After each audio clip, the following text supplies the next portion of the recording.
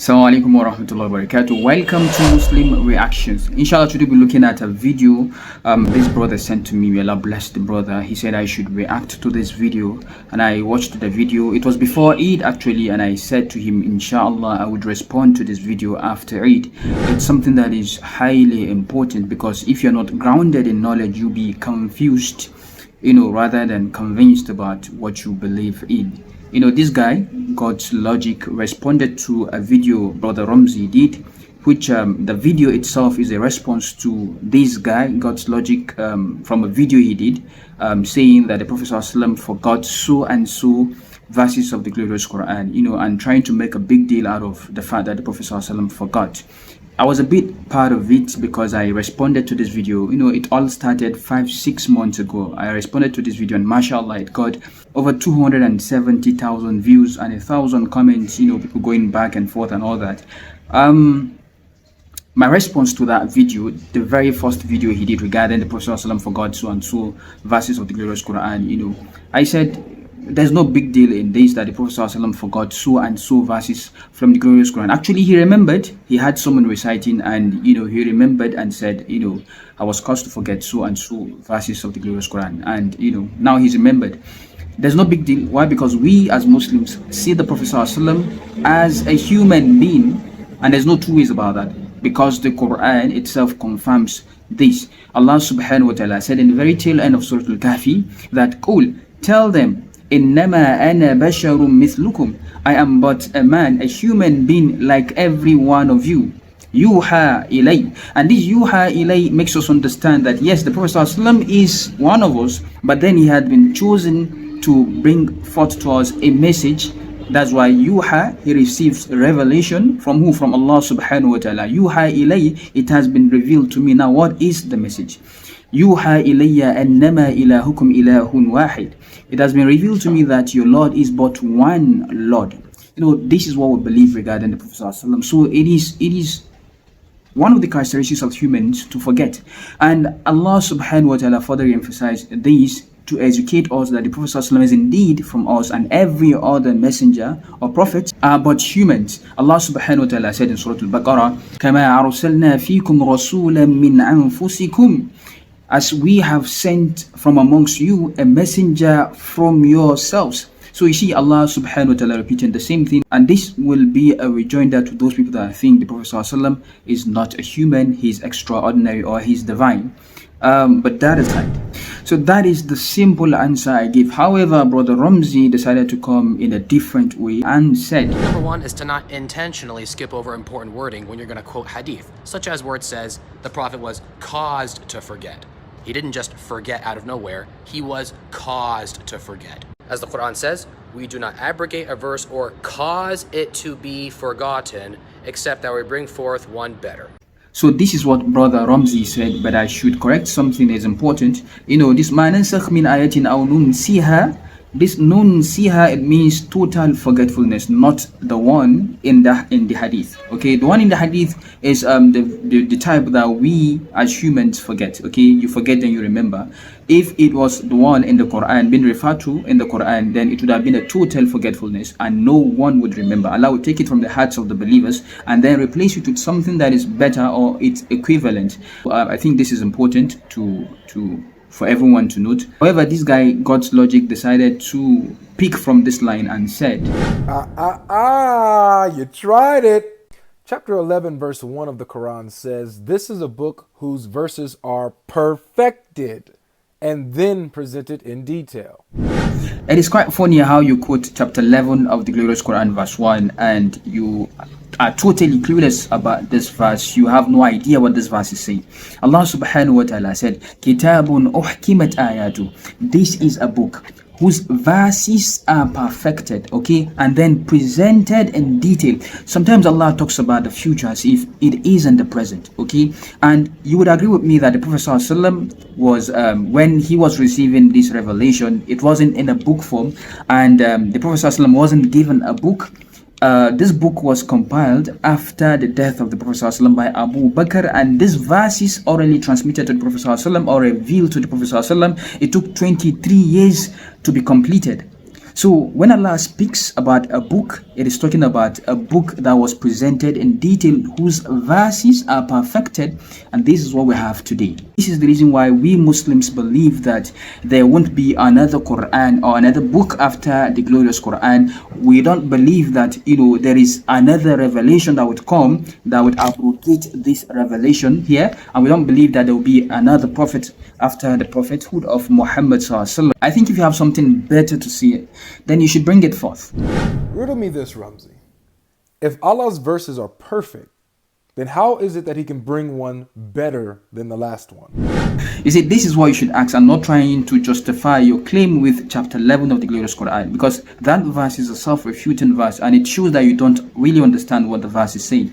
You see, the reason why some verses have been abrogated and some others caused to be forgotten is the fact that Allah wants ease for us. Allah subhanahu wa ta'ala said, يُرِيدُ اللَّهُ بِكُمُ الْيُسْرَ وَلَا يُرِيدُ بِكُمُ الْعُسْرَ. In Surah Al-Baqarah, Allah said He wants ease for us and we don't want anything difficult for us. Sometimes Allah presents the ideal, and however, because of our situation, then He brings something better. To us it is better. He brings something that suits our situation and we find it better. For example, when it comes to when fasting was made obligatory on the Muslims, it was so difficult during those times. If I should ask a Muslim, how do you fast? He say, abstaining from drinking, eating, and having sexual relations with the wives from dawn to sunset. This is what we know, okay? But then the earliest set of Muslims, it is totally something different.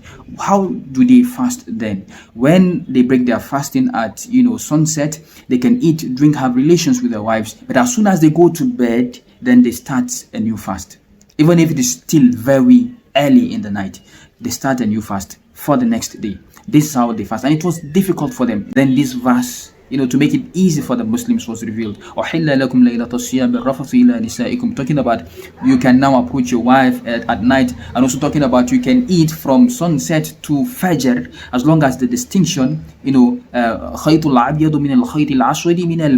long as that distinction, is not there. You see a very thin white line, during Fajr. As long as that is not there, you can still eat. Even if you sleep and wake up, you are not fasting. Okay, this is how easy Allah wants the situation for us to be. Yes, the ideal is there, but this is what we know today, and that's the reason why Allah said this is a book whose verses have been perfected, whose verses are perfect, however you want to put it. And also we have a situation whereby the Quran is being revealed to a people that are exposed to all kinds of addiction. When the Prophet ﷺ had new Muslims, they came and asked him regarding intoxicant and gambling. Allah subhanahu wa ta'ala talked about this episode and said, يَسْأَلُونَكَ عَنِ الْخَمْرِ وَالْمَيْسِرِ. They ask you regarding khamr, intoxicant, wal-maysir, and gambling. قُلْ فِيهِمَا إِثْمٌ وَمَنَافِعُ لِلنَّاسِ. Tell them that in these two is evil and also a benefit for human.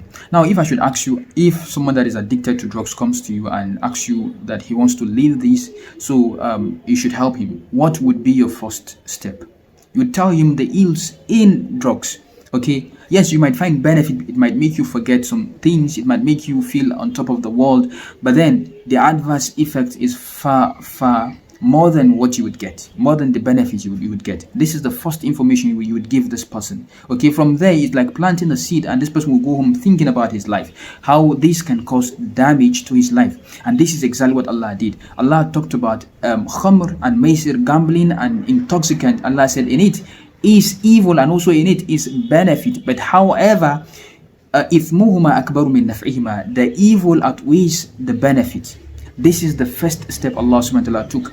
The Prophet ﷺ didn't tell them it is haram, it is prohibited, stop taking that. This is what we know today. But Allah approached them in a way that it would be easy for them to leave their former lifestyle to a lifestyle that is pure. And what is the second step Allah subhanahu wa ta'ala took? Allah said, لا تقربوا الصلاة وأنتم سكارى حتى تعلموا ما تقولون. Do not come close to salah, because sometimes they may relapse, okay, and then find themselves taking intoxicant and also playing gambling. Then Allah said, don't come close to salah, because these people hold salah was very dear to them. And if they can't come close to salah while they are intoxicated, then this is another reason for them to leave intoxicant. Or even if they are still taking, now it is not haram. All these verses are coming, it is not haram, it is not impermissible yet.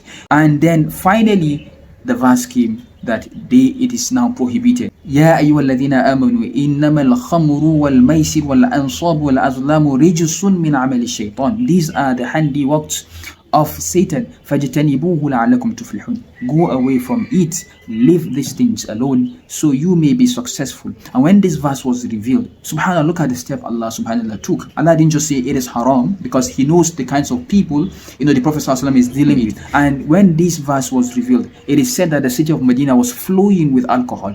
Everyone in Medina, in the city of the Prophet ﷺ, poured away their alcohol. It was very easy for them as of then to leave alcohol. Imagine them coming to the Prophet and the Prophet said, it is haram. Do you think they would leave alcohol? No, they wouldn't leave alcohol.